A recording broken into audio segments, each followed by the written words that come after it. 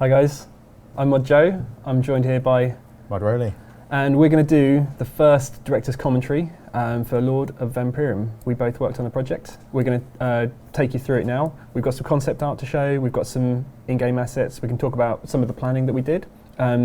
Please use the stream, ask us questions, and we'll do our best to answer them. I can see one now, so hang on. Jolly Roger Banana says, quest ending was sad, will there be a continuation quest? I can say that the Guardians team are quite keen to do the next part in the series. Can't promise dates yet, but we're very excited, and we've got some ideas for what's going to happen in the next part of the quest. Yeah, it's good. The team were really raring to go on to the next quest. They want to see the series finished as much as you guys do. Because it's quite nice for us as well. Like when we're working on things, we want to just keep. If there's like a quest series storyline that we've just worked on, it's nice just to go straight on to doing the next part straight away. But obviously we've got other projects to do, so yeah, get those out of the way first. Cool. Good question there for a start is how long this took to develop, and all in all, I'd say it was about 7 months. We started back in February, just after Dimension of Disaster was released. So I think you were working on it on your own for like a couple of months before the rest of the artists joined? Yeah, it was the initial design. So Modana put together some kind of things that she wanted to answer, things that she didn't want to answer in this quest, and some high-level design goals for the quest. And then I worked on a few different concepts for what the content could be, how we could deliver the story that she was planning to tell. And yeah, she really liked the one that we ended up making, which is good, because we wouldn't have made it otherwise.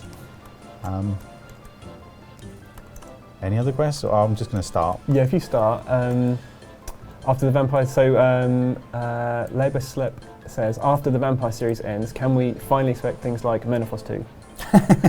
One series at a time. Yeah, I mean, Desert Curator here, so I'd really love to see the Desert series continued, get players into Menopause, and all of that. But I guess we'll just have to see what happens. And we've got another question about, will we see vampires anytime soon in 6th Age? That would be interesting. I don't know if we've got any plans. I mean, well, I've got some ideas. So we've got the World Gate, obviously, in the 6th Age, and we have Vampyrium, sort of, now. So I think there's something there we could do. It's not likely something we should do before the finale, because it's already quite confusing with the timeline, how we've got 6th quest jumping back to 6th Age back to 5th Age. And if we put something 6th Age, again, vampire related in the middle, it's going to get a bit more confusing. So I think finale first, 6th Age vampires. I should say also, there's going to be loads of spoilers. So if you haven't played the quest, we'd encourage you to play the quest first. Yes. You can always, I think this will go on YouTube, so you can always watch it later. Yeah. Cool. Right, so just going to start the quest now. I'm at the quest start here with the Vanascula in Berg de Rot. I'm not going to linger too much over the chat, but I won't spacebar it. So if you want to go slowly, you can still see it. They're all crossed out, but you can see the quest requirements there. Yeah, so if anyone didn't spot it, I'm sure most of you did. We had a nice little pre-release when we updated the Mareki NPCs, where lots of NPCs from Berg de Rot, the villagers, were being abducted and replaced effectively by missing posters. And so the connection here with having Vanascula in Berg de Rot as the start point, the intention was to make a subtle connection there between her and them. Because of the whole, is she on your side, isn't she on your side, we wanted as many things throughout the quest as possible to keep players questioning her and her motivations. So, any other questions at the minute? What's Vanascula's favourite food? Blood. That's an easy one though, so sorry, I kind of set you up for that. So we've got this lovely, lovely old interface here. We do have a reworked version of this, which unfortunately didn't have time to implement. Oh, and there goes the seagulls. Isn't that nice? I was almost tempted to name this seagull. I think someone suggested calling it Steve, so I think that's Steve the seagull now. He's our feather dropping friend, and I can't even kill that in one hit, so I've got no hope for the boss. There you go. That, of course, was a nice little Easter egg. just to cheekily nod back to Mod Anna there. But it's all done in good jest.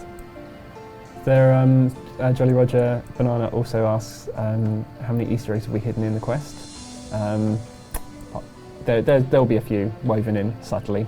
Yeah, I mean, it's something I've been, as a developer, moving away from, like the idea of making lots of references to games and culture outside of RuneScape, because as much fun as they can be, it kind of brings you out of the quest flow, the narrative flow sometimes. But we still sneak a few in there. They're just not so obvious these days, I think. So for instance, I can't remember which one it is. I think, is it this one? No. So all of these gravestones has got examines on. These were all provided by Mod Osborne. There's one around here called Tromple, which is my favourite.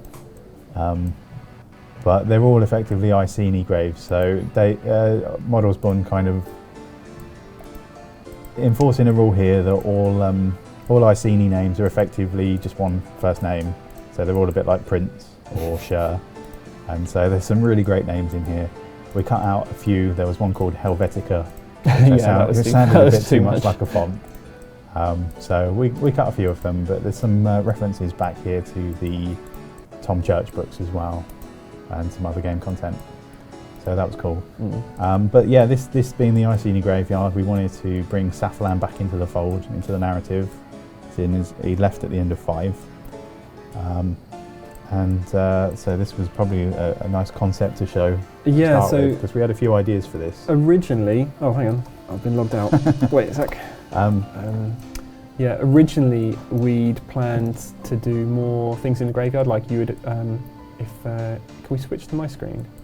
So this was what the graveyard looked like in our original block out. The blue things are graves, and we wanted to be able to go into the crypt. So we did get as far as blocking it out, and we thought maybe we could spend a bit more time in here and learn more about the Iceni. We got some really cool concept as well. So this is what it would have actually looked like. But when we started developing the project, we realised that we were going to be spending more time in Drakan's in the tower. So we wanted to spend more time on that because the player spends more time there. So yeah, we dropped that and focused on the tower. So if we come back here, so we've got Safflan, we'll have a quick chat with him. Just a little bit of quest setup here, and yeah, we finished talking now. I don't know who wrote the dialogue here, there's too much text. Come on, there we go.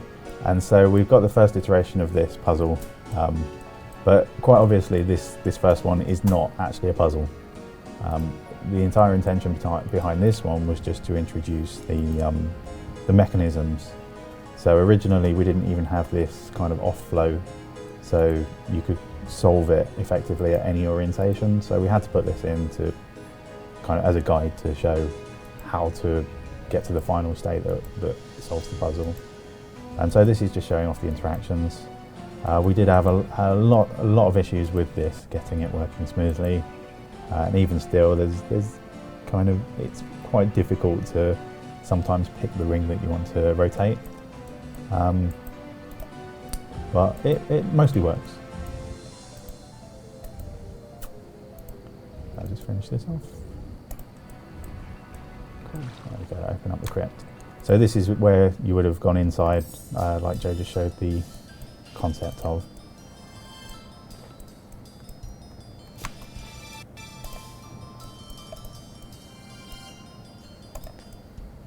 So one of the questions from Notmeyer, in the finale, will we ever get to see some Drakan flashbacks?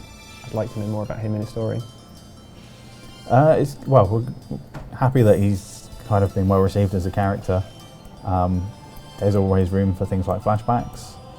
Certainly for the finale, I think the focus is going to be more on Vanaskilla and the survivors and how they deal with her, rather than Lord Drakan himself. So maybe as some sort of 6 Age content. I wouldn't rule it out. And we're quite interested. You know, we kind of got to know Lord Drakan a bit more as developing him, and we wanted to get more about him out to the players, which is why we did the laws and histories. So there's something like outside of the quest. So there might be an opportunity for more things that aren't necessarily part of the quest, where you can learn more about the actual, you know, official backstory and more about Lord Drakan. So I'll just barrel on a little bit now. So we had the pendant. Originally this was going to be kind of a mirror to the Drakan medallion, which I am wearing at the moment, as the Iceni equivalent, and perhaps as some sort of quest reward, and that's maybe something we'll do with the finale. But there wasn't really any kind of functionality that Drakan's medallion doesn't already do, so we didn't feel that was really necessary at this point. Okay, so he's teleported off back to his base. Drakan did nothing wrong. Shouldn't have killed him. Yeah. Murder, death, kill. It's all fine. Also, someone's asking if we can ever go back into the castle. Yeah, that's something that we're keen to do for the next project. That's another reason why we're quite keen to pick up the next quest and keep going with it. We feel that there's definitely scope to be able to get back into it. Also, someone else asked if the tower was in Vampyrium, not Gielinor. How did some of the prisoner books and Model of the Stone of Jas get there? So we can probably pick that up as part of the next quest. Yeah, I mean, we'll see what was in the real Castle Drakan at some point, I'd hope. But clearly Drakan just packed the bag before he went. Took some stuff with him.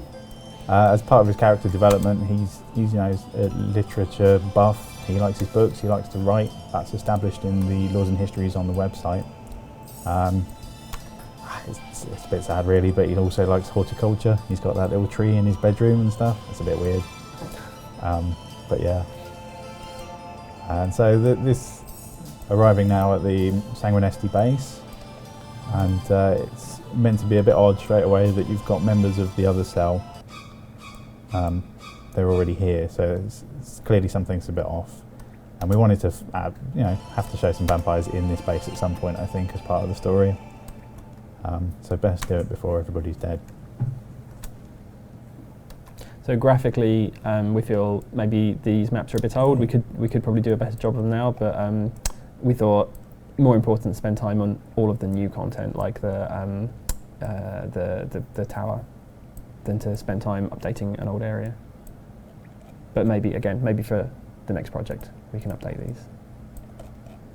Cool. So here's you don't actually need to talk to these people to continue on the quest, but we wanted to introduce a new character here. The Overwatch Mortnid, to kind of be a nice vampire, effectively.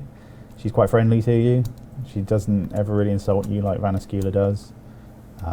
So we wanted to show that not all vampires are bad, and to show that, you know, there are those that are loyal to Vanascula, so maybe she's not all that bad too. That was a small, subtle thing. We've got these two guys outside. This amuses me. Mapping the castle on the chalkboard from the previous quest, and it's just this great big circle.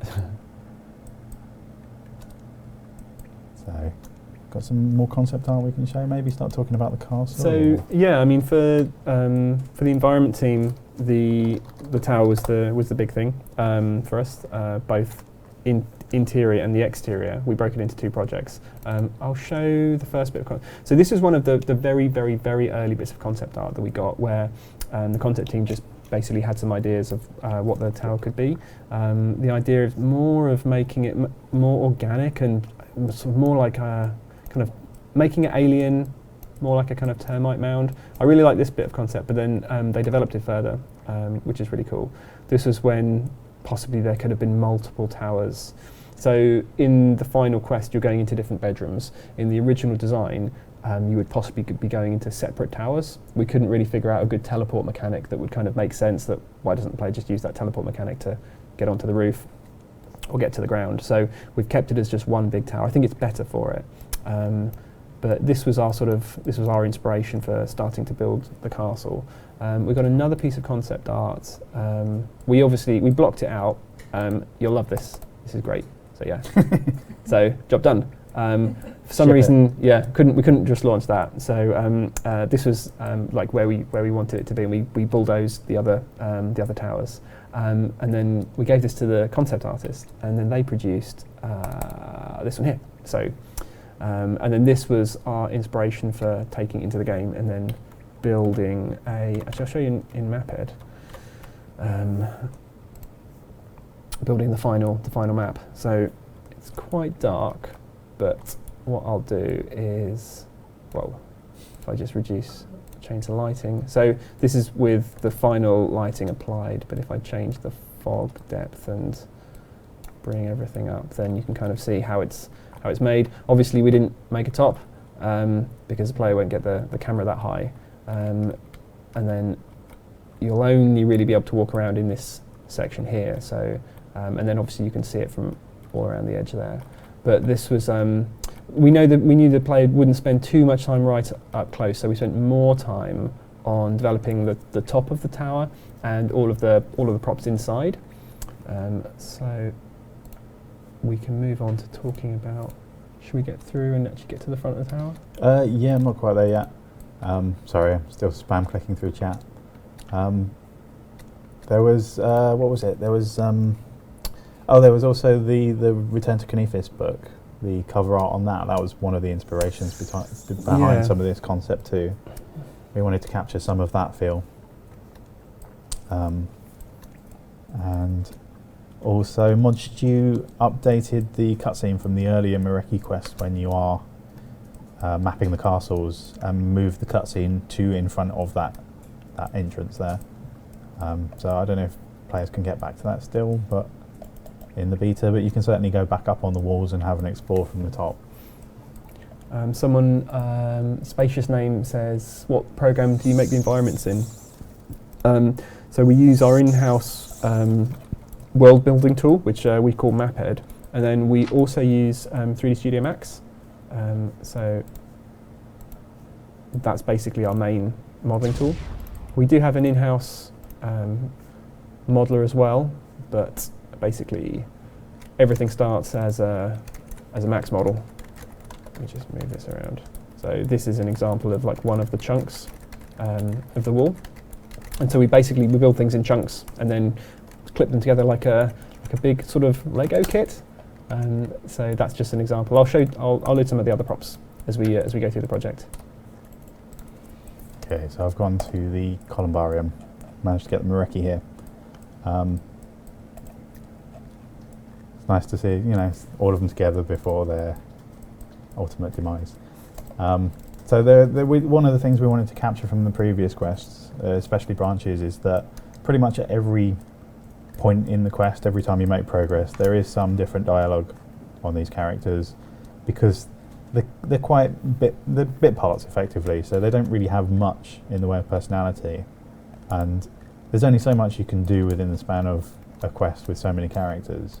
But we wanted to give a little bit of kind of connection with them to see who they were, so that the deaths don't land completely flat.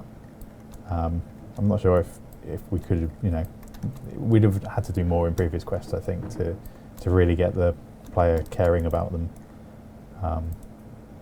But I think some of them at least come through like that. Talk to Fanny off. Doing it wrong. One person asks, what was Venescula hiding in her bed, and why wasn't I allowed to search? Nothing. It was just a private room, and nobody likes people when they're rifling through their private stuff. It was just that she was a bit annoyed with you. No secrets there. Got any other questions? Was there any intention for Castle Dracan to be connected to the Dragonkin? Not within this quest, no. Not specifically to the Dragonkin. I mean, there is the history of the Stone of Jazz that puts it within Mauritania at some point, and we did want to make that connection, that this is the rock that Dracan has been obsessing over.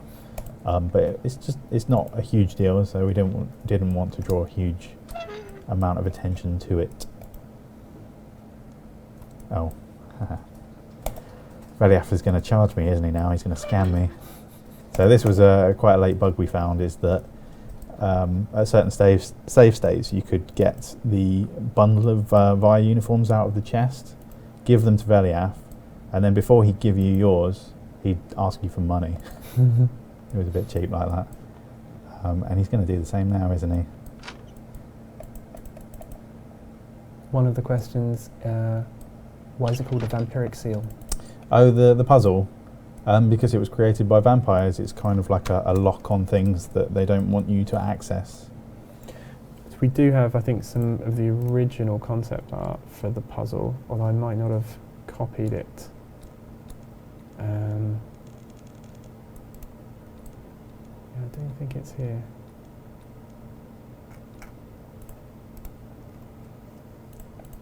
I'll just switch into the new House Dracan outfit. There we go, didn't charge me, that's cool.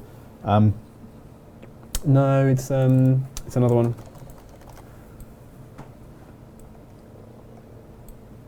So just a few questions while Joe's looking for stuff there. So there are no extra areas beyond what you see in the quest, and the castle can't be re-entered yet, but it is something we'd like to do in the future. So there's no hidden post-quest content, at least not that's been found yet. There's some post-quest dialogue, but I think most of it's been found now.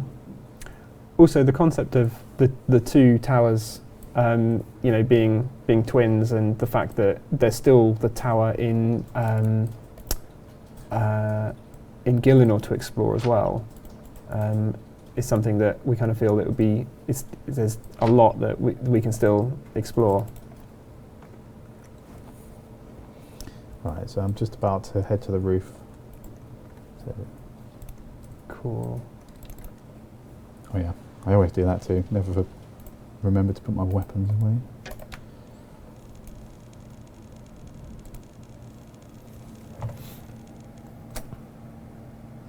Oh, someone asked about any hints towards who the prisoner was. We're not going to say, Well, no. but I think a lot of people have guessed. I think there are enough hints Yeah. within the quest. I mean, it's difficult because we played it through so many times. Maybe it seems a lot more obvious, but the theories that are out there are good theories. We'll put it that way. And there we go. Get up to the roof.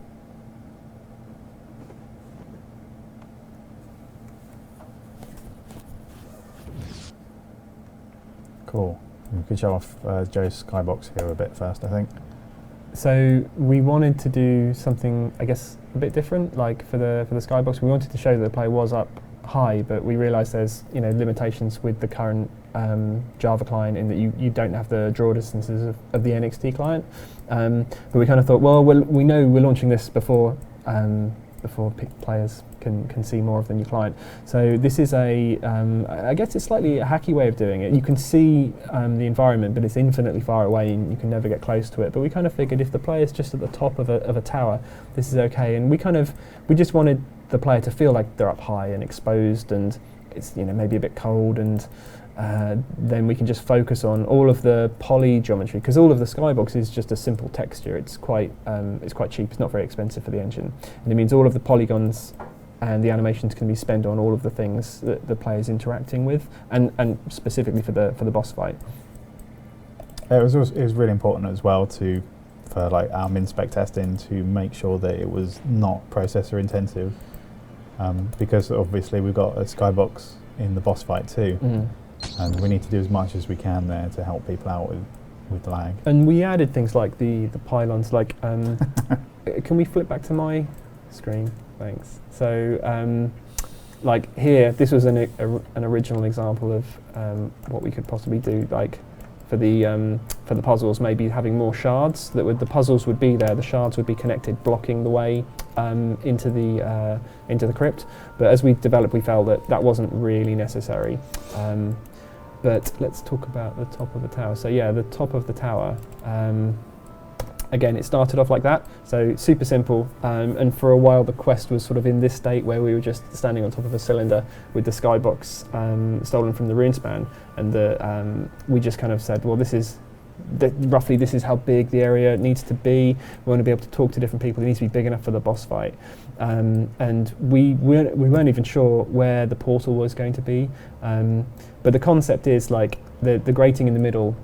If you were to go straight down, that leads to the atrium where you come up from the cellars. Right the way through to the basement, to the cellars and the prisons. It's basically a massive donut kind of. But yeah, so you're kind of like continually like going round and round trying to get to the top. But yeah, we kind of this was the place. This was the sort of the concept that we gave to the concept team, and they came up with this. So it's kind of much more spiky. A nice concept for the throne. So I was an environment artist on this, and I worked on the throne. Mod Alan helped me out with it. Spent a bit longer just to get things properly textured. But it was. The amount of concept that we got from the concept art team was really, really good, really strong. We got lots of nice ideas, and you know, just in terms of like how we'd colour things and how everything would all fit together. I think it came out quite nicely. It was certainly a fun project to do modelling for. Some embellishment on the concept art. Maybe it's a bit early to talk about this because it's more relevant to the boss fight. But the idea behind these pylons that connect to the centre, and then this, with the kind of micro pylons in the middle, is intended to evoke a feeling of a maw. It's like a giant worm. The whole castle effectively feels organic. It feels like a living creature, and this is where everything gets fed into the pit that is its stomach. So there's, I can't remember where that came from, but it was quite late in development, I think. Maybe it's because we just finished watching Dune. It's like sandwormy. Nah, you'd watch Dune. And then, so to come back to this sequence a bit, so we've reused the overlay interface here with the blood vial to track progress with the lords and ladies, just to evoke those feelings of branches of Darkmire, those kind of dark decisions that you need to make. And some nasty things could happen up here. So part of the intention was this, like, to show that vampires weren't, although they're not the nicest people sometimes, they're not entirely wasteful. They won't just kill on a whim, and they can be swayed to making good choices if you can just be logical with them. But they're always fueled by their hunger, and that doesn't always end well for humans. But whatever you do here, you get some status, and it's a bit cheap, really, I think, because this is effectively a fake out. Is that you're building all of this up, but it's only really used for a bit of shock value a bit later on. We've got some nice concept art of the blood tithes, which I think came out quite nicely. So we did one first. We wanted to have like the concept of like a heart plug that would be on all of them. And we did the old man first, but in the concept you can see he's maybe a bit raggedy, and we wanted to kind of make sure that he would be like fed and clothed properly, and treated like more like a sort of servant than an actual slave. Yeah, we will refer to them as hors d'oeuvres, didn't we? Yeah. Canapes. We've got the one for the child and the female. We felt that when we came to start the modelling for them, we kind of felt like they needed hair. So the original concept, they were just shaved and bald, but we wanted to just give them a bit more character, and so we've just given them basic hair so that they're a bit more normal. But they are quite pale and probably not very happy. No, that's probably where the June thing came in. We were talking about the heart plugs that we had. Yeah, Harcone and heart plugs. Sorry, I've got a nice close up on Mr. Bitey there. There's a question about Mr. Bitey. So this was a particularly mean, nasty thing we wanted to do, suggesting that they effectively indoctrinate second generation personal tithes to like vampires, and vampires are my friend and that sort of thing. So we came up with Mr. Bitey, and there's a question up there saying if we could get an override of Mr. Bitey. Oh, that's a good idea. Yeah. We should do that. Maybe we should do that. Would people like that? I mean, it's a bit like the teddy bear from Broken Home. Yeah? Yes. We got lots of thumbs up. Good to know. So a bit of audience participation here. Who should we feed to this vampire? Anyone? First one named. Yes, yes. Oh, okay, right. Well, she's got Mr. Bitey, so we'll go for the child. Okay. But that's clearly the wrong choice. Because one of the things we're seeding with this is the idea that different people's blood tastes different to vampires, and children's blood, like good wine, is not mature enough, complex enough of a flavour. And then we added a werewolf too, and it wasn't just to troll our werewolf-loving players, although maybe the cone of shame was. So we're going to go with the cone of shame. Would you want an override of the cone of shame too? We'll go for humiliation. There you go. Love it. It's good. There we go. This is so mean. Oh. Yeah, he's not happy about that. And then I think two more bats should do it. Oh, there we go. So, yeah. We built the bar up a little bit with the nobles, and we wanted to continue this through. There's a very subtle thing in that the bar increases as soon as you answer the questions from the nobles, but you're not always quite sure what Drakan's thoughts are on things straight away. It takes a little bit of time for the bar to increase. Oh, you got any concepts? I think a good concept for Lord Drakan would be. Drakan went through a few different stages. We kind of it was a tough one because you wanted to make him look powerful. I think the initial designs, he was super muscular, and he looked just like he looked strong and maybe not very intelligent. He was closer to a demon, I think. Yeah. To start with. And so we wanted to try and get in the fact that this guy is like he is very intelligent, very powerful, and we wanted to I think go more down the beast route. And so just making his features as much like an animal as possible. We looked at reference footages for bats to take some inspiration from that. We tweaked his gauntlet a few times as well. I seem to remember there's some changes based off of that. I think originally he had it on both arms. Yeah, and the concept was he would basically, his wings would be tattooed with the history of House Drakan. So one of the guys who did this, Mod Yan, he also created the font, the vampire font that you'll see throughout the project.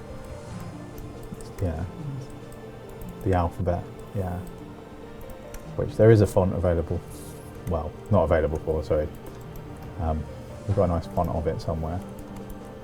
We've got lots of stages of Lord Drakan as well. It's in use here. You can see these are the symbols for the tribes, which are also letters within the alphabet. You've got quite a range of Lord Drakans here.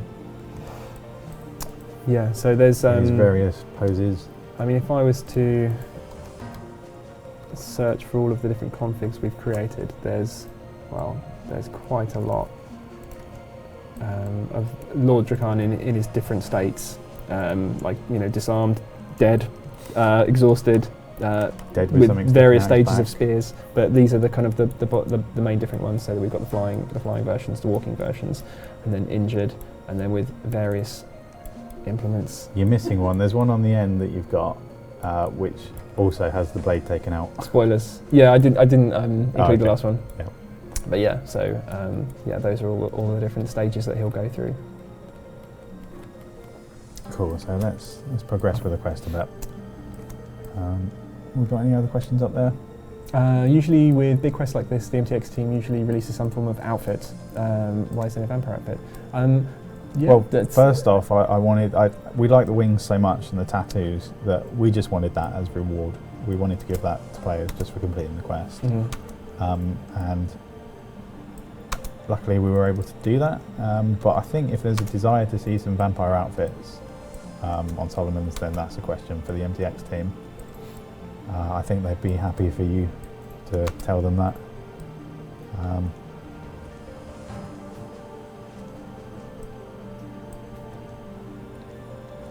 So there's a lot here, kind of laying the foundation that vampiric society is mostly a patriarchy. So Vanascula's probably been a lot happier since he was gone. She's been the power behind the throne, but even with Rhanis around, she'd have been second tier to him. So her killing him was not just to help the Mareki, but also to help herself to really be in charge. But then Drakan coming back kind of scuppers that. Would be truthful with this one. So it takes a while for the bar to increase here. It was a subtle thing. Where should we go there? Let's kill all humans. Not as good an answer. And let's be rude.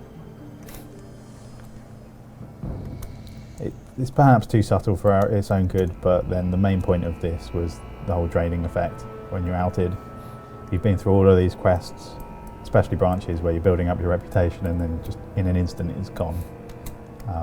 It's one of the themes that we've kind of put throughout the quest. We'll spring the trap. All the nobles fly away. Yeah, it's a shame as well. Like here we've got the Mareki just fighting him, but for most of the quest they stand around like lemons doing nothing, which is something we wanted to change. But it's actually quite difficult to get NPCs to behave, and very time consuming. So we had them running around and positioning themselves, guarding certain places, but I think given more time we'd have wanted them to be a bit more active participants in their own fate. Maybe a good time to talk about Venators? Yeah, so we wanted a brand new creature for this project. So everyone's seen the Venators. This was one of the earliest designs that we got, which I think is really, really cool. There's certainly nothing wrong with this direction, but I think they were maybe we wanted to make them look a bit stronger and less fragile. So the next iteration, there's slightly more muscle, and you know they're kind of still quite like a beast, which works quite nicely. Some more variations on that.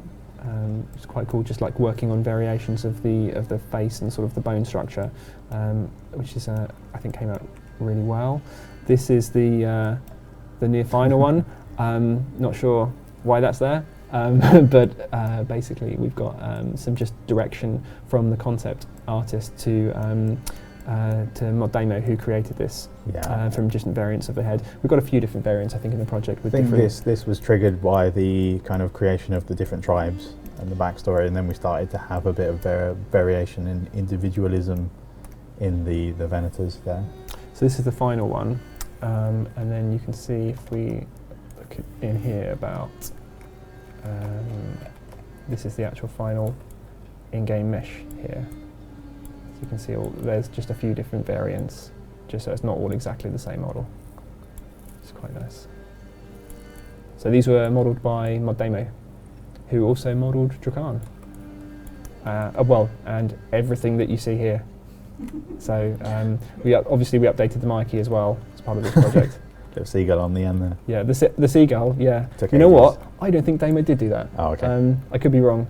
I think originally when we put the seagull in, if you turn textures off, they look like a crow because it is exactly the same thing. Let's go and see what happens if I turn textures off.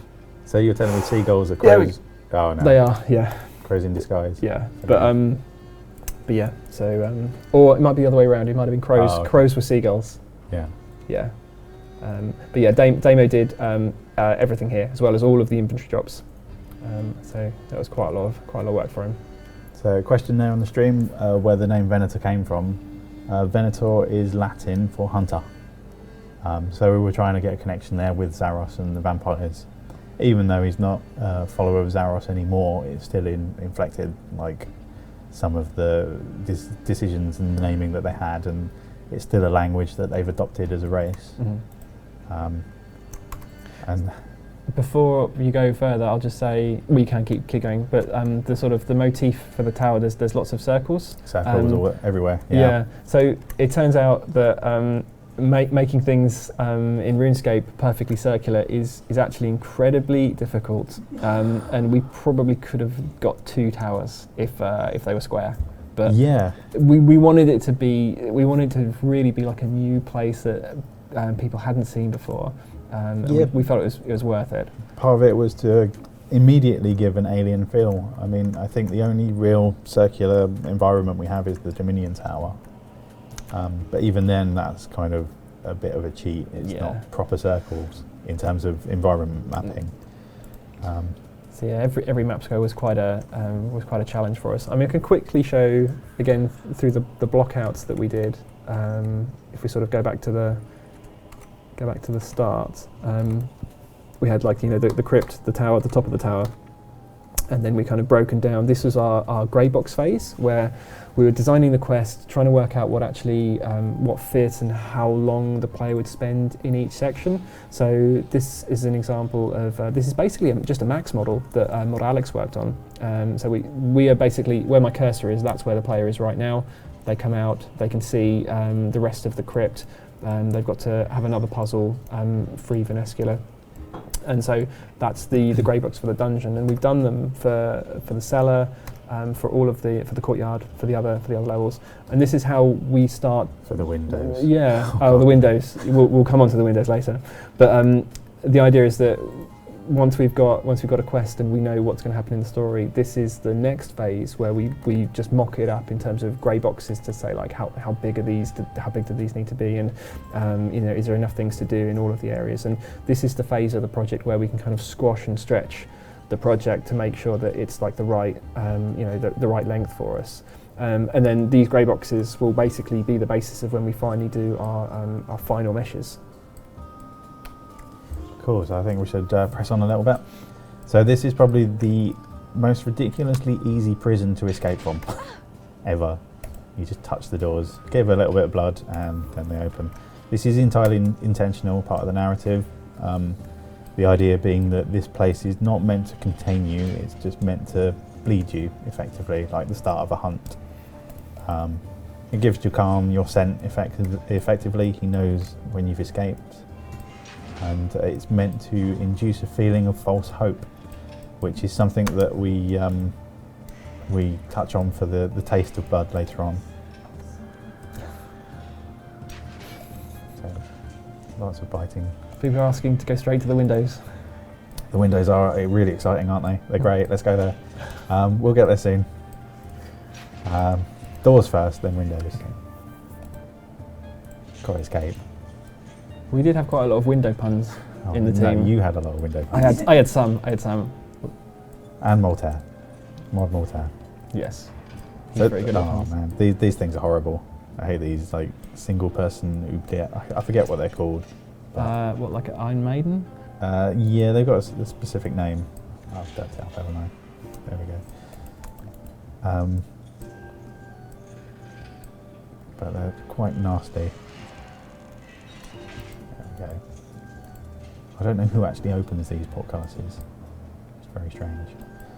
So originally we were just teleporting NPCs around, but we wanted, as a part of giving them a bit more personality, we wanted them to feel a bit more alive. So this is where the idea of actually getting them walking and running around came from.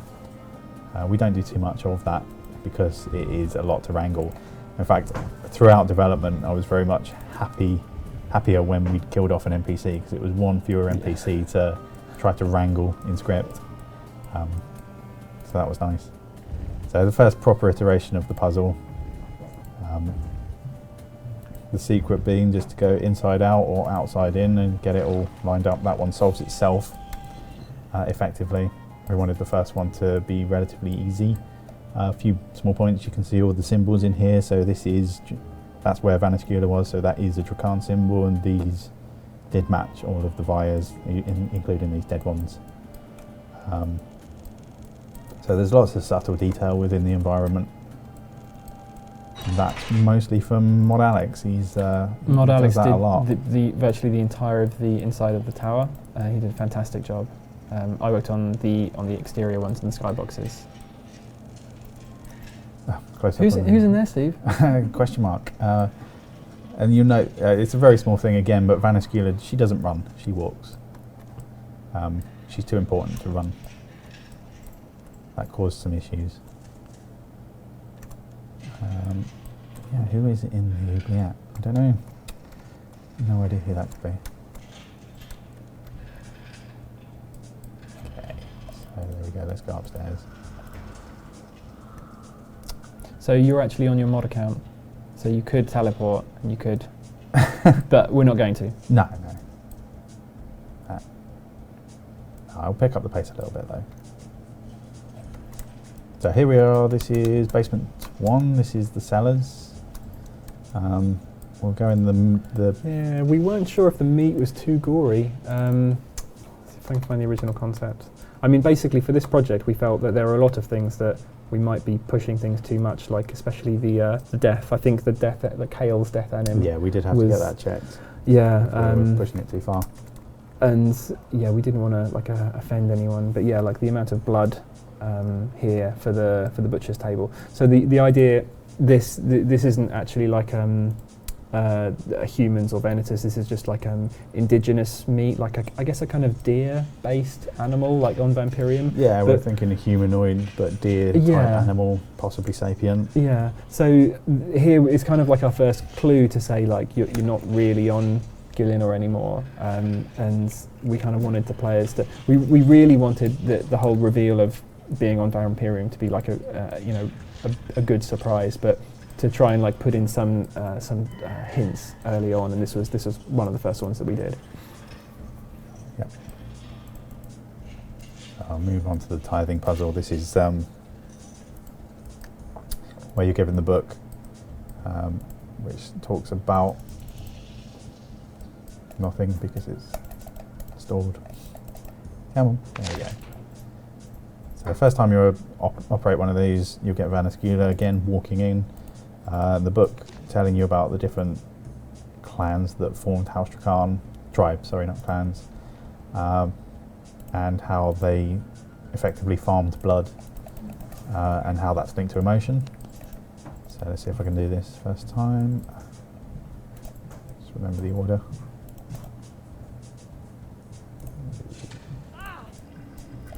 So I think in an early design we had the idea that you would have to talk to certain members of the group and effectively change their emotional state. So if someone was happy, you cheer them up a bit and it would change the flavour of their blood. But eventually in the end we just kept it quite straightforward. There are some emotions, some characters there that is open to interpretation, but then it's also possible to effectively brute force it by doing them one at a time. Who's here?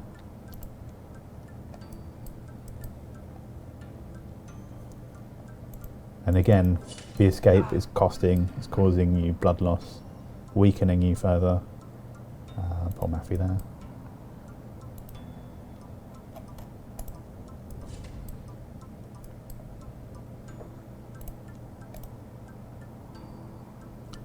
You maybe start showing the courtyard, or so what's next? The courtyard. Showed the grey box for the courtyard.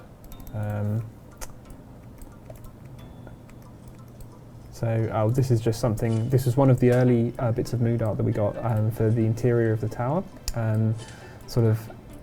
This was just used for inspiration for us in terms of how we could sort of create spaces and how much space would be inside the tower. This was good for inspiration for us, but as you can see, we didn't actually model any of these, other than just we taking a cue for the colours, which I thought was really, really nice. So the courtyard. This was one concept from the grey book. So Mod Alex created the grey map of where the courtyard was, and this was basically the concept that we got. You can see the grey box here on the left, and then this is the concept that we got from the paint over from the concept art team in terms of where the light should be coming from. What we wanted to do is kind of say that the player comes up from in one of these doorways, and the logical thing to do would be to go through the gateway here where all of the light is coming from, so that this is basically the way out. Like, we've just come up and we're back in Mauritania. That should be the other side of the Castle Dracan gateway. So you could just walk straight through there, and you're in Darkmire, and that's it. Quest over. It's like all we've done is we need to escape Drakan, and we kind of wanted to sort of, show that they're almost out, but yeah, not quite. Yeah, being cruelty was a big factor in this. Also, some more from Mod Alex. We got some miniature bloodwood trees in there because it's a place of death. Freedom.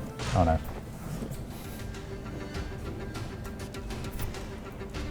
Okay, this is the beginning of the hunt and the first proper introduction of the Venators. And the first death. Sorry, Mornid.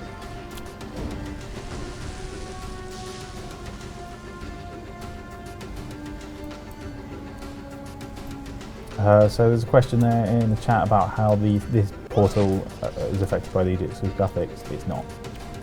Drakan is not a god. He does not count. He's allowed to freely travel back and forth if he wishes, and has the means to do so. Oh yeah, and the second death as well. They happen so quickly. Yeah, he gets his face chewed off. That animation actually lasts for a really long time, doesn't it? And originally the player was just standing there watching it for like 15 seconds. And it's like, yeah, we should probably move. Do like this, the stairwell with the tribal banners here. And he's just outside the door, like saying stuff at you, and then he's just standing here in a statue form as well. There's a lot of foreshadowing in the quest as well, so the idea here of the spear being broken, there's references to being impaled in chest and head. I think there's things about wings being ripped off and all sorts. And I've got the original concept art for this as well, which is quite nice. Again, I think Alex did a really good job in terms of translating this. There's a lot of detail in the stairs and the banisters, and making sure everything all fits in, getting the banners up the wall work really nicely. I also think that these just are really nice designs. You can see that every single banner has a slightly different top for every different clan. In the end, we realised this was going to take too long to model. For something that you only see for what the player's doing at this point is wanting to be getting out of the room as soon as possible, so we elected just to model one of them. Okay, let's bring on the first Venator and the first smashing window. They were such a pain to line up. Again, this is oh, I'm really dead already. Should have healed up first. There we go, get out of the way. I have my action bar set up for the boss. So the windows, I think, were sort of confounded by the fact they were on a round tower, and then it was very, very hard for us to line things up. Steve, please don't lie. I'm just teasing, don't worry. It's fine. These things are easy to kill. Someone's asking, Cold Rocks, any tips for the boss? We'll get to it, yeah. We'll get there. I'm dreading it the entire stream, but yeah, we'll get there. We're not going to cheat.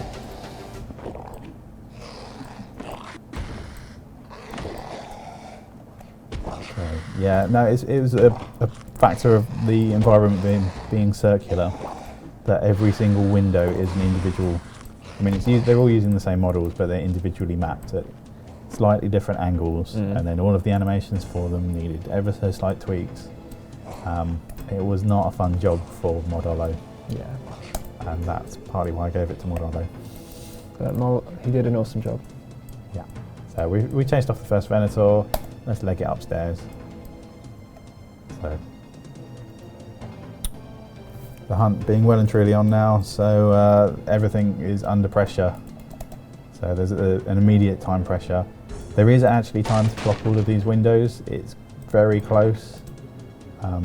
But you can kind of prepare from one room to the next, and it becomes easier as you go, even if you have less time in each room. So I'm not going to let the Venators in. But yeah, fail these and a Venator will smash through one of these windows. We're quite stingy with food because it's being rationed.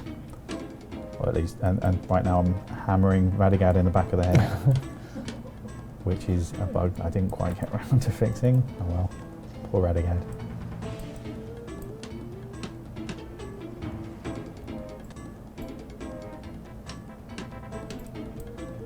So it is technically possible to do it, to block all of the windows and stop the vendors coming in Pretty close. for this room. Yeah, I think we got the timings on that really quite good. So you feel that pressure. And if you fail, it's not such a big deal because it's just a Venator and you can always come back in again. If you die, you don't really lose anything. So just a little bit of time. And there are some extra chairs here, so you can be a bit more prepared for the next room if you're prudent. Love that animation. Just kick a chair and it explodes. I suppose the furniture here is old, so that kind of... Maybe the okay. wood on Vampyrium is more brittle. Yeah. That's what I'd say. I mean, one of the challenges on this project was, like as an environment artist, it's like, okay, we're in this brand new tower and it's on Vampyrium. It's like, well, there shouldn't be any, like, we shouldn't reuse chairs or tables from the rest of Gielinor because it would immediately say like, oh, this doesn't make sense. So it meant that this project came with quite a high cost in terms of, we just had to build everything from scratch. And it meant that, you know, it's like the project took longer than we thought it was because we couldn't just reuse assets. I think I have that effect on projects, sorry. I did the same with RuneScape and the entirety of Al-Kharid and the whole desert one quest. It's like, yeah, I got to stop doing that. I can show some concept art while you're doing that of the interior props. So we've got, so here are some of the Iron Maiden gibbet. Is that what the word you were looking for? That's the one, yeah. Gibbet, yes. That's Jan again. He's been yeah, incredibly detailed. So yeah, there's some nice stuff here for the walls. This what you're looking at right now, that is the concept that Mod Alex worked from when he created the walls that are in the whole tower. Some more of the bloodletting devices and the oubliettes. And what the final puzzle room could look like. So in this concept art here, that you've got like a flat floor, but we wanted basically the roof has the hole, and you can look down into the atrium, and basically that hole will just keep going down into the floor just forever, so that you're basically crisscrossing and going over. But there is a hole in the centre of the tower, and it goes even below the sub-level, even below the dungeons. Here we've got some of the props that were created. I think these were also created mostly by Jan, and we've reused them throughout. Some different door gates here, the bonsai. Concepts for how we could do light sources, in terms of maybe if we didn't just want to use like a generic torch, just like glowy, bloody crystals. This I think is really, really nice here. The grotesque sculptures. I mean, Jan did this, and I was scared. I was frightened. Yeah, the touch point for those was, what was it? Beetlejuice. Yeah. And these would go not in the courtyard, but like the first. It was the gallery. Yeah, in the gallery. We're not far from. Yeah. But I think we felt they were maybe just a bit too intricate. I think. Is yeah, and I think with the heads being quite human, we felt it was maybe not as appropriate. Yeah. There's no biological component in them. They were meant to just be sculptures, and it was to show that, hey, vampires, they do appreciate art, but not in a way that anyone else would. Yeah, and we've got some generic chairs, tables, and weapon racks here. So yeah, you'll have seen those. So yeah, where are we? Oh, Stone of Jazz. You know what? No, it's just a paperweight. And the spellbook as well. So we have some lore connections here to blood magic, the creation of blood magic, to the mysterious rock that Drakan's obsessed over, and some book titles that. Hang on, where am I going? There we go. Let's get the camera back. Again, the Mod Osborne provided these book titles, so you can spend a bit of time in here, but there's, if you miss it, you can get it a bit later on as well. So there's a good one. The Art of Torture, lovely. Let's move on then.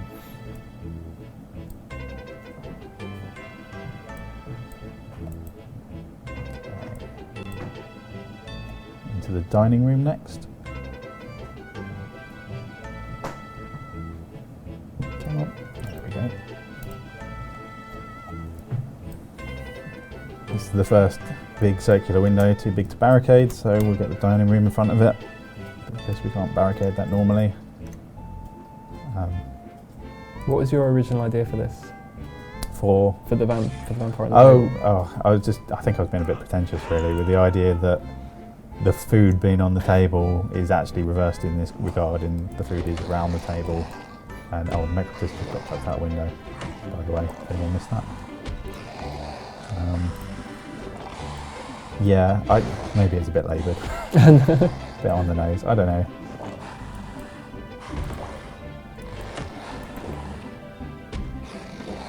Oh, we've got music shuffle on apparently. Get rid of that in a second when this guy's finished. There we go. Yeah. I think the audio for the music for this project, Mod Adam did an awesome job. The Venator's legged it. You do see Mechatus again at the end, dead, defenestrated. Where am I going? There we go, come on. So this is where we would have put the grotesque statues, but we also felt narratively it was better to have Drakan statues there. Oh, I need to move the table, that's what I'm doing wrong. See, I don't even know my own quest. It's good, isn't it? It's only been a week. There you go, table in place. Cool. It makes him a constant presence throughout, even if he's not physically there. He's imposing, he's looking down at you all the time. And the portraits are really nice. Oh yeah, that was a nice subtle nod there to Mod Anna and Mod Titan in some of the portraits.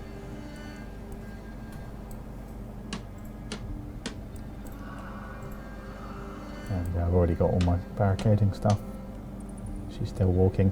At this point, we wanted to show Vanascula as being a little bit upset and out of it. She's not very coherent, to show that she does actually feel emotion, that she does get upset. She's not just a robot. So she's not very helpful in this section.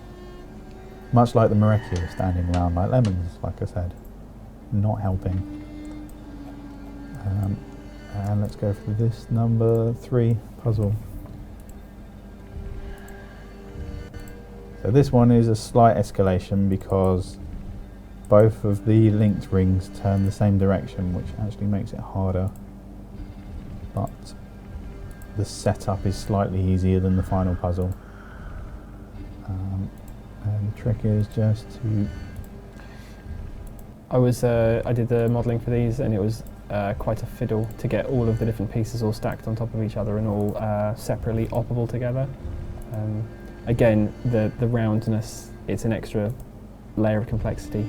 Okay, so you turn that halfway to where it needs to be, and then rotate everything back to where it should be. Is it that one? Is that one? No, done it wrong, you see. That one. And that solves it. I was worried. No, I've solved that far too many times. I know. Probably had nightmares about it. There was Titan. There's an Anastasia around here somewhere. It is nice though, as like working as an environment artist, to actually put in history for things. Like I also did the graveyard, and having all of the graves examinable with different examine ops is really cool. Yeah, all the random book titles is great. It doesn't cost much time to do that, apart from being creative. And we know not everyone will do it. Some people just play it and go through. But for anyone who does want to sort of stay behind and learn more about the lore, it's always good to give those players something extra. So we'll actually beat Saffalane and Vanascula to her bedroom, which actually sounds a bit wrong. And this, we're trying to foreshadow a little bit of what comes towards the end of the quest. It's teasing shipping, effectively, of Vanascula and Saffalane, but they very clearly aren't interested in each other in a romantic sense. But you can play around with that. And there we go. There's nothing in there. She's just really annoyed that you're rifling through her stuff. Originally, it was that you would interact with the coffin and it would do this. It would progress the quest, but it was too basic. We felt it needed jarring. something extra. It wasn't obvious enough. But there's a lot of character personality in the rooms as well, so although she's got the portraits, she's kind of remembering what her brother's done, but of course she's a bit egotistical, which is why she's got a nice big portrait of herself. She's well read, she does a bit of writing herself, so this is the other place you can get the books. I want to do a quick shout out to Mod Alan from Ninja Team, who did the coffin. Did a good job.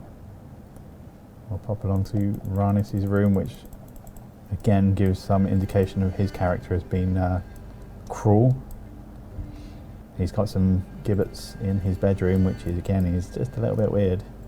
It's not as bad as what we did to Zimmer Eagle's bedroom though. We should have so put Mr. Boise on this coffin. Yeah.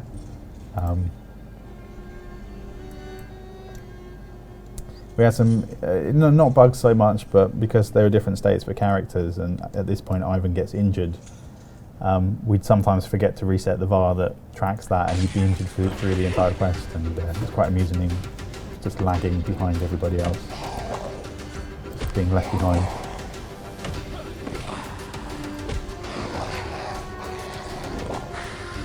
At least Beliak helped him this time. Well, he's hitting, yeah, I don't know if he's helped him. That was a little bit of damage.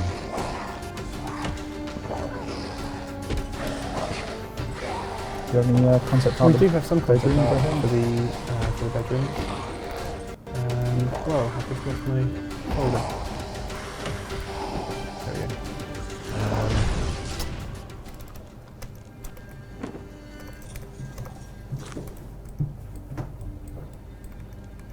Okay, let's get Ivan up. Oh, hang on. Yeah? Yeah, go for it.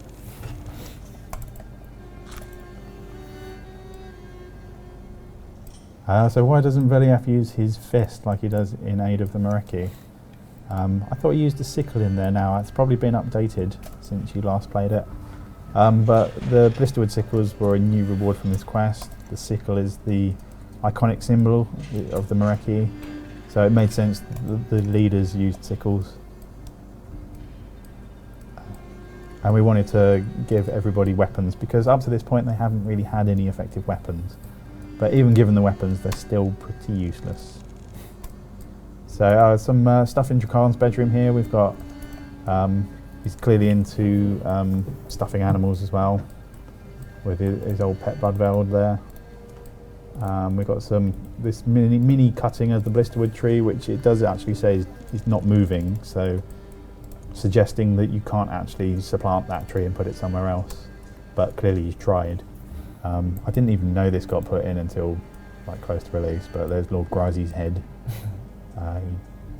Also stuffed. Lots of potentially replica spears. They're not all Blisterwood, he just really likes his weapons. And here's another little subtle nod with a set of armour. It's clearly a trophy in his room. Turn the third lock. So we got some concept for the sarcophagus. Different ones for how they would look for Drakarn, Rhanis, and Venescula. That's one of the ones that Mod Alan did. And we've got some paint overs here for what the different bedrooms would be like. So the three different ones, Venesculas, and then Drakarn's here. So yeah, more weapons and Drakarn symbols. We had to be careful as well that all the rooms orient correctly so that the windows connect to the central area. Yeah. So this did feel a little bit cheap. I think we would have ideally had a bit of a longer animation to show the mist forming into this ball rather than just appearing. But this is our Billy in Predator scene, the noble sacrifice. Originally I wanted him to grab both sickles and turn them back around his neck, but we we're never going to show it. But just to show Drakarn is really quite nasty and cruel. So I was genuinely scared on this project because our Mod Hing is our animator, and he was doing death animations like week in, week out, just killing everyone. Yeah. And we just got like really scared, and especially with the Kale one, he's like, oh, we've got this new one, and it's like, oh, that's nice. We're not even killing that character. Oh, I suppose we're better now. But yeah, doing human animations is tough, but he did a fantastic job. It was just a bit scary. Yeah. We had to send him on holiday for a bit, I think. Yeah. And this final one probably annoyed a lot of people, but hopefully this will help you if you haven't solved it yet. I really like this area as well. These kind of blood vats were quite a late addition to connect the bedrooms to this area. The way that they're connected back into the rooms and underneath to power this thing that was previously depowered, to try to connect the blood with the magic. Yeah, we got a lot of feedback. So when we developed quests at Jagex, once it's in a relatively shippable state, we offer it out to feedback from other teams, and different teams, different people. People like Mod Osborne will give us feedback and say, make this more obvious. And I think this is one of the ones that we felt wasn't immediately obvious, that we have to go back into the bedrooms and actually do something in order to power the portal and get the stairs working.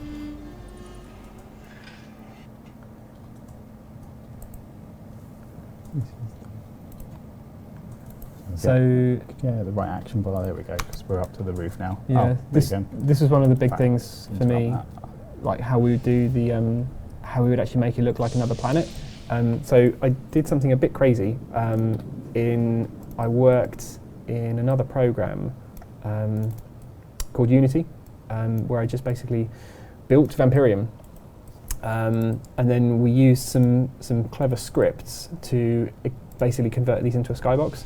So if you look at this video here, this is just an example of like when I was working on the project, but every one of those trees is actually a 3D model. So there's no way we could have just taken that and put it into our engine, because it's just like so many polygons, it would kill it. But this was used so that I could sculpt the terrain into something I was happy with, put some planets in the sky, put some clouds in the sky, get the sort of the colours working so it matched the concept. And then we basically did some scripts to extract these as a skybox texture, and then bang, that texture is now what's in the client. So it was kind of maybe a bit hacky, but I think the result is good.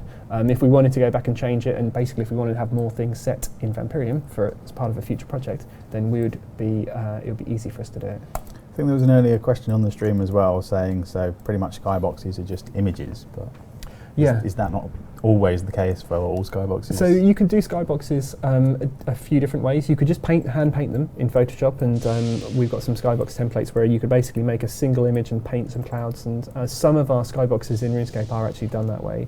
But like if you go to Lumbridge, the generic cloudy sky that you see, it is all just hand-painted clouds. But you could also do them in 3D. So I don't think we've done it for any other project. I think this is the first time we've done it, but for other projects.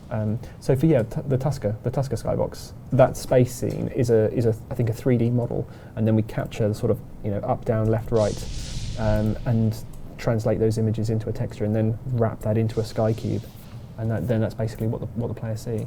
Cool. I'm just stalling because we're at the start of the boss fight. Are you prepared?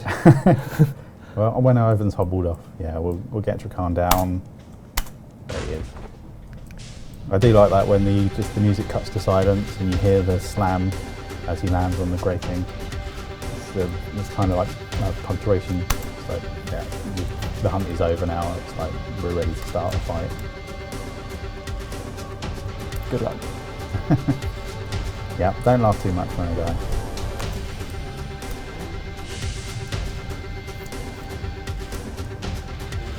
Well, let's get to it. Come on. So I've got a fairly basic action bar set up. It's not optimised too much.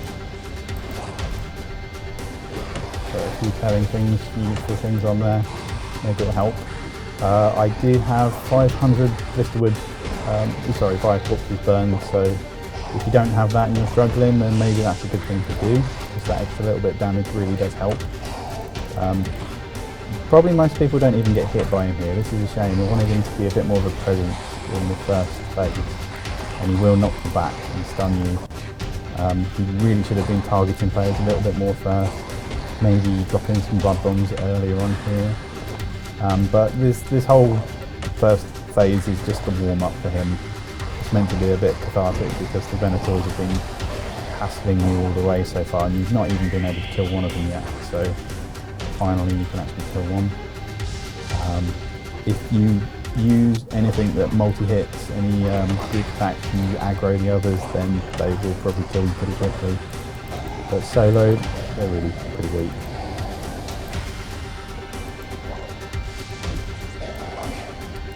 Just using Revolution as well, but I might start spamming some abilities later on in the fight.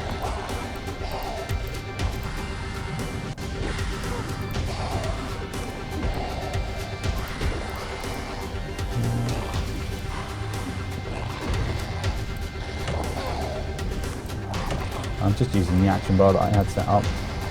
Like I said, I'm not really optimised because I want to show that it is possible without really being super brilliant at combat, which I'm not.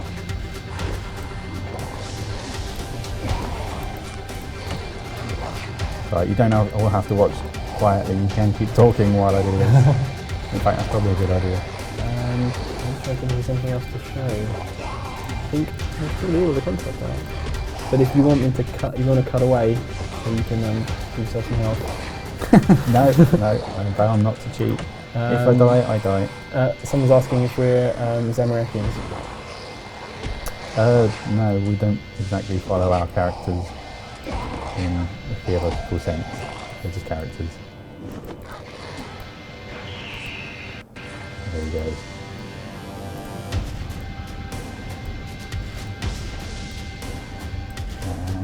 Trigger stage 2. There it goes. So like the puzzles, they turn blue when they're completed.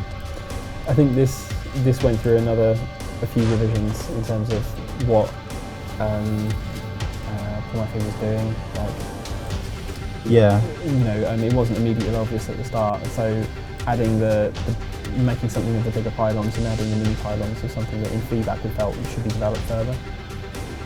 And this, there we go. Vampyrium is dead. Again, there's a lot of fake outs. It's cheap, I know, but there's a lot of expectation of whether or not she's going to betray you, and that kind of answers that question at that particular point. That's him saying yes, sir, not her. So it keeps Paul Matthew out of the fight as well. He's pretty useless. He doesn't really do much. So this is the most likely stage that I'm going to die on. If any else, it would help if I turn my flares on and hold it. I'm not paying attention. There we go. So that was a great start. Protect melee, deflect melee, they're probably your best bets for the fight. You don't really need soul split, although if you got it, it doesn't hurt, of course.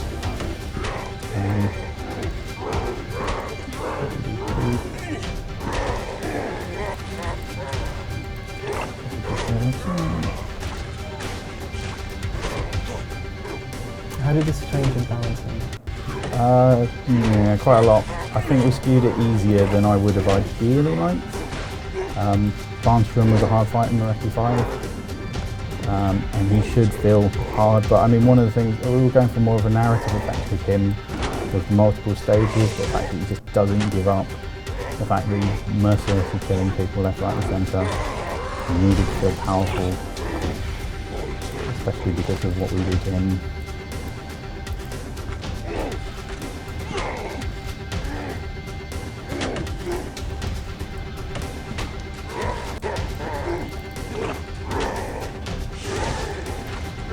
So, oh yeah, there's a small thing though, so I'm using melee, because you actually do get a slight damage boost from melee, because you're going toe to toe with him, and it needed that extra boost because you can much more easily kite him when you're using magic and range, and then we added the anti-kiting mechanism in to discourage you from cheesing the fight effectively, so you need to let him do some damage, because he gets angry with you that you won't let him hit him. You won't let him hit you. Sorry, there we go. That's actually that's probably the most difficult stage. Sorry, it's coming after me for a second. You won't get one hit, or you won't get the really powerful hit if you melee him, because he'll never do it. If you use major and range and try to kite him, he's much more likely to do that attack.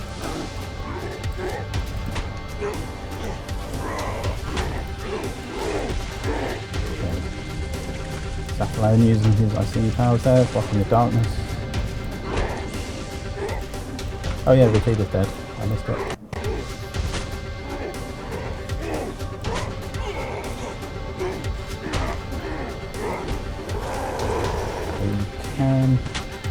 So he shouldn't do the same special attack twice in a row. With the stun there, that would be quite unfair. So you can use anticipation and freedom cycled in case he does it quite close together, which I believe works.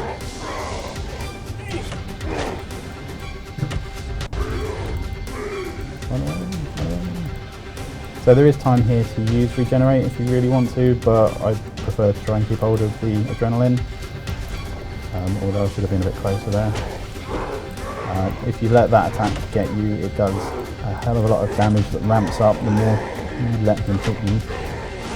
Don't let him. You had to, because it's melee fight mostly,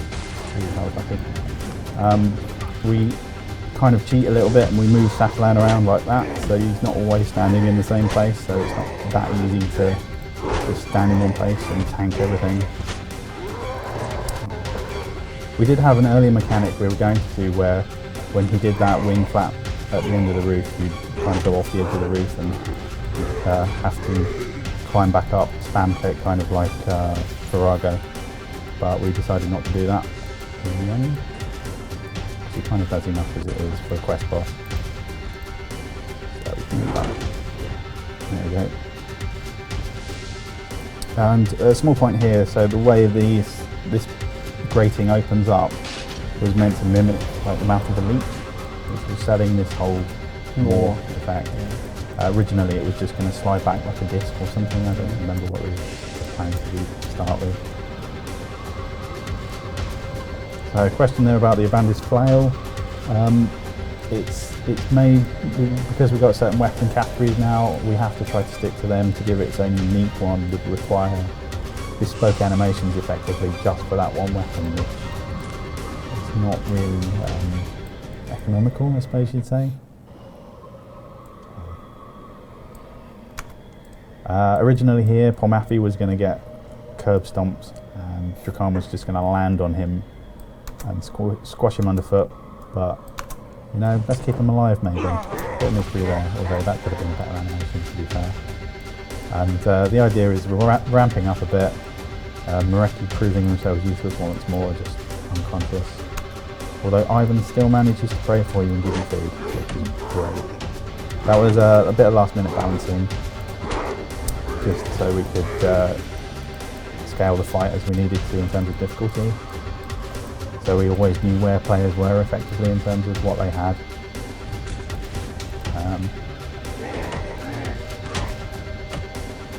Any other questions?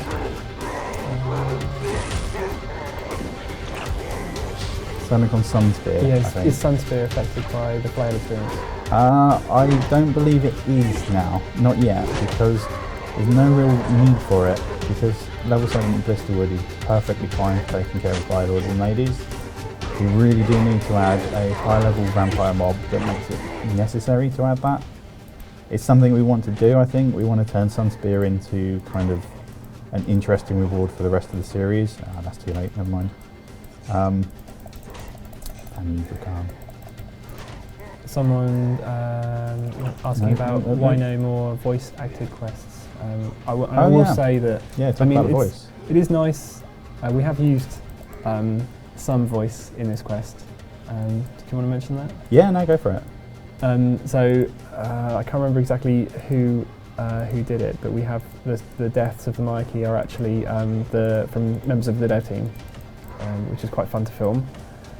But to do all of the dialogue, I think if we're just talking about us as a development team, it limits us quite a lot in that once the dialogue has actually been finalised, you then can't change it, which I think is quite limiting. And for us, we were fine-tuning the dialogue, right up until the sort of the 11th hour on this project, and that would be something that we'd lose if we had to do voice acting.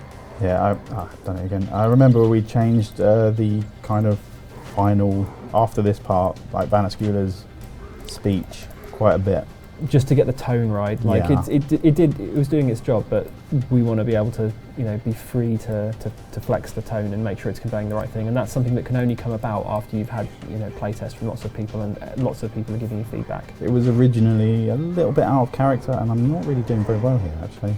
I may die. Not paying attention.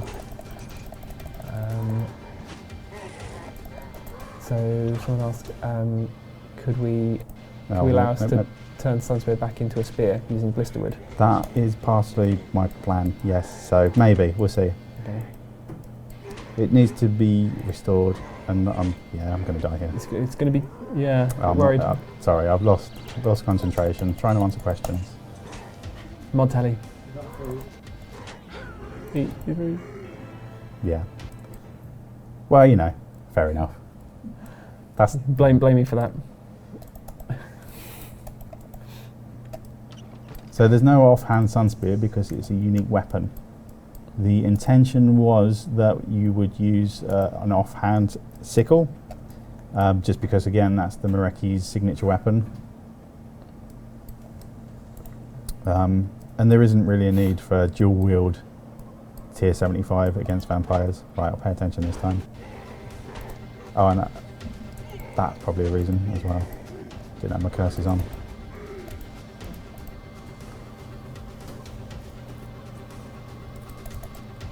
I didn't even think I would get this far without dying, so it's fine.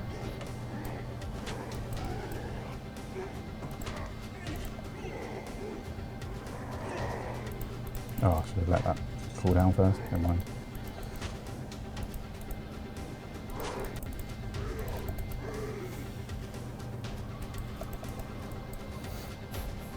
Any other questions? Probably shouldn't distract myself again, should I? A cosmetic override. That might be possible. We can talk to MTX. People are saying you would have survived if you ate your last bit of food. Yeah, maybe. Yeah, probably. It's more important to answer the questions. Yeah. As someone else asked, are there any chances of Sunspear being upgraded in the future? Probably, yeah. I mean, it's something we want to do, I think, with the finale, though. Yeah.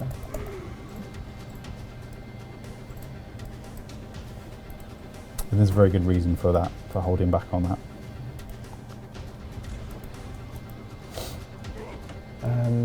Someone asked, could the Ivandis flail's wield animation be changed to match that of a staff, and let the sickle hang loosely? Again, I think that's what I answered earlier. Yeah. Okay. Don't kill my butterfly.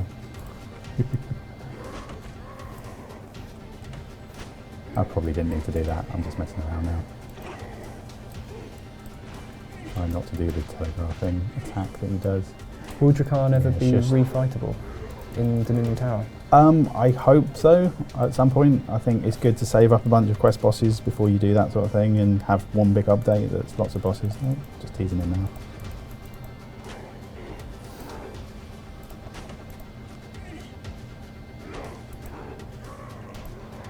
Oh, good timing.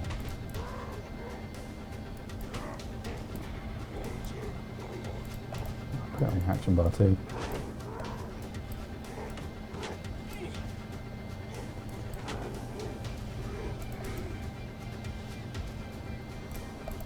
Read a book. I'm showboating now. You watch, I'll die again and I'll just look like a bum. Okay, any more questions? Can Sunspear be updated to auto-cremate shades and drop their corresponding keys? So it's intended to be a quick form of via corpse burning, and it's an anti-vampire weapon. If we do any sort of other upgrades for shades or stuff, I think that we'd have to consider that. I mean, none of the other blisterwood weapons have any real effect on anything other than vampires, and that's what it's intended for. Someone else asked, is blisterwood fully upgraded better than Sunspear? Is what, sorry? So if you were to fully upgrade blisterwood, is it better than Sunspear? If you do all of the via corpse burning at the moment, it probably is, yes. Just the extra damage. And there he goes. Oh no, he's not done yet, is he? Just turn that off. just because I know that I'm going to get some more food and I don't want to go out and come back in again.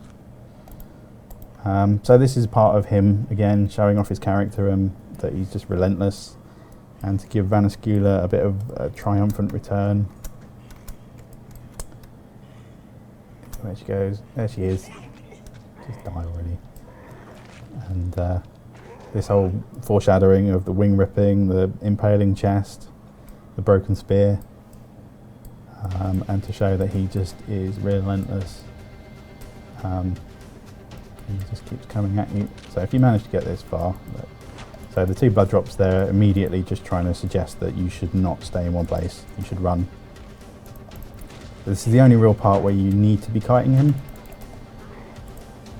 And this is probably a lot easier with melee, without melee, sorry, if you use some ranged attacks.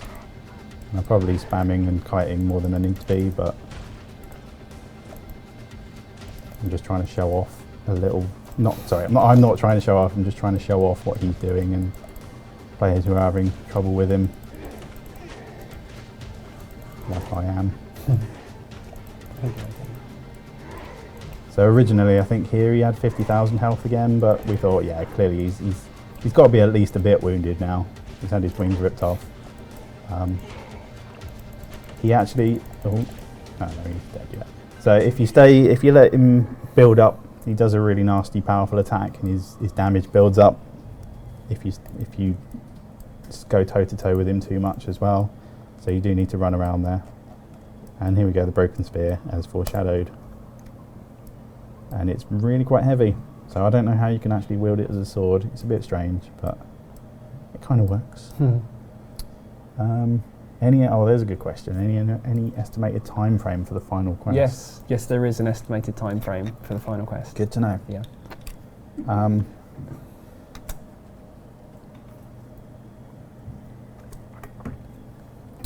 In the original, we were questioning whether or not we should give players a choice here quite a bit. Like, if we felt this action was too brutal, to not let players choose to do it or not. But being that it's Mareki series, that it's not 6th Age, and we don't really have that level of detailed choice, and also in making players maybe feel a bit guilty, again, being cruel, lessons taken from Mod Raven there, is that we don't give you a choice here.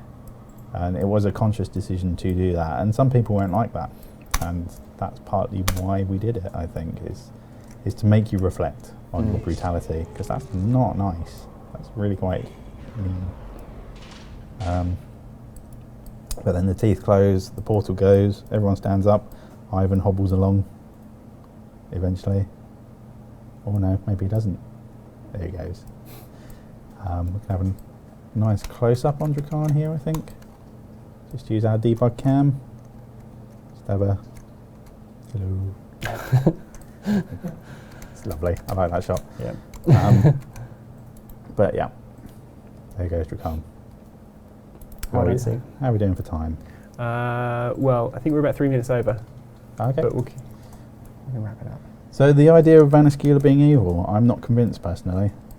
I think she's got a very definite thing that she needs to do, and she's selfish, no doubt. But one of the things we wanted is to paint that vampires are not strictly evil. They're much like people, but they have their own drives, their own goals. And from our viewpoint, maybe that does seem evil, but from a viewpoint within, maybe not so much. The question about how much of the plot is sourced from Titan and Anna. Titan left his plans. He had intentions. He had things that were important to the series, things like family and legacy, and these are things we carried on. Much of it came from time I'd worked with Titan back as an editor. I think Titan's real legacy is the crazy names. Yeah, that's maybe one thing I've done, is to thin the herd a little bit of crazy names. And then Anna added on her own ideas. I've lost the ability to speak here. And those are things we carried on too. She was heavily involved at the start, and we kept all of that in mind. And this is for Mod Ramen when we get to it. So she does actually spend some time there whispering in his ear. So, you know, maybe there is an exchange there that you don't hear. There's maybe more than meets the eye. Or maybe he's just dead. I know Mod Anna wanted to make that incredibly definite that he was dead. We were talking decapitation. We were talking... Having pushed off. Yeah. Pushed off the roof. You know, he's dead. But we left it a little bit open to interpretation. You know, maybe Vanascula's not all too bad. Or maybe she is. Yeah, I think the original concept, they were maybe having like a tent moment at the edge of the tower, and then it was just going to be a little push. Little nudge off the edge, so he got off easy. It's just everybody else who gets killed with me. In fact, I think my kill count is now probably beyond Mod Anna's in one quest. I think you did well. Yeah. Definitely.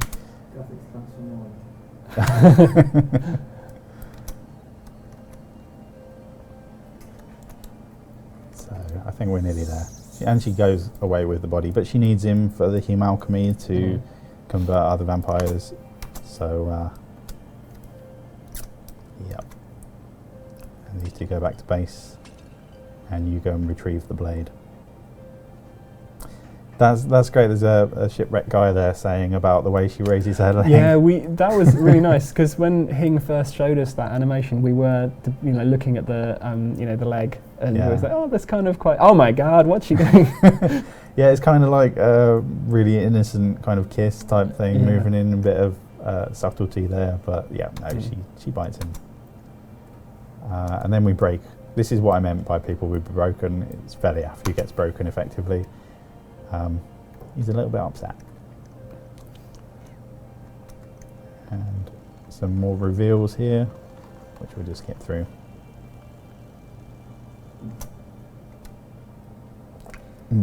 Sad. Yeah.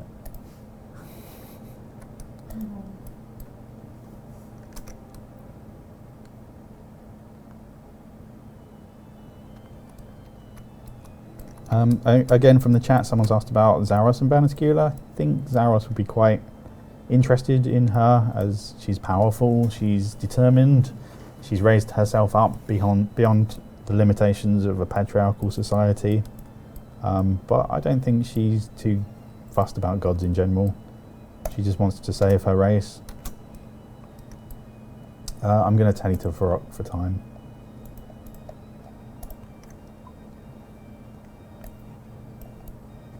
Plus, Zaros is another man, and she doesn't really want to be under a man's control anymore.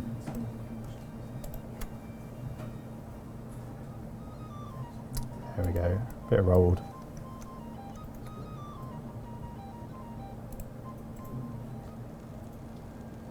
And we'll get to the final cutscene. So the point of this was just to highlight how much despair there was at the end of the quest, how despite all your best efforts, you're probably in a worse place now than you were before you even entered Mauritania, which is in keeping with the theme of the series. So, I mean, this is the sort of thing we've inherited from Mod Titan and from Mod Anna. We don't just do it to be cruel. Although Veliath has completely given up at this point, and he's out of there. So that's the meaning of it, as asked in the chat. He is effectively quit. He's given up. A nice high view there to show Vanascula lording it over him. A couple of dead bodies, just we didn't want to show them all because that would have taken too long to just effectively show the same point. And then, Who's that? Yeah, that seems a little glitchy there still. I think we have a better version of that. I'm not sure where that's gone. But somebody's exploded out of the oubliette, and there we go. It's quest complete. Phew. All right. So yeah, and Mikey 7 will happen at some point. Yeah, we'd be interested to know who would want to see Mareki 7 and how soon. And maybe what your expectations and hopes for it would be, what rewards you might like to see. Particularly things like, if we did do high-level vampire mobs, what would they drop? And yeah, do you want to wrap up, or is there anything else you want to share? Final concept? I think that's all of the concepts. all the concepts that we had. I think we've shown. Yeah, we kind of rattled through the quests. Some other variants of the blood puzzles, how we would break those up. Some other paintovers of the final lighting. This is like an info burst. Yeah. Oh yeah, the paintings. We reworked those a little bit based on some feedback, and this was the final image that the Mod Yan did for the Laws and Histories. We wanted to kind of tease Lord Drakan, and say more about him. Introduce his character a bit earlier on, so you could get to know him a bit before you got to do the quest. Yeah, but all I can say it was a really, really cool project to work on. We really enjoyed it. Very happy with how it's turned out, how it's been received. Yeah, definitely. Relatively bug-free. So yeah, it's for me, I think it's one of my high points of working here. Great project. Cool. And yeah, really can't wait for the next one. All right. So if you haven't played it already, even though we just spoiled it, then then give it a go. If not, yeah, see you on the forums. Yeah, sorry, I'm killing for rock cards. I've got some spear now. Yeah, let's call that it then. Cool. So thanks for joining us. Thanks for all your questions, and let's look forward to Mareki 7. Yeah. Thanks, guys. Bye. Bye.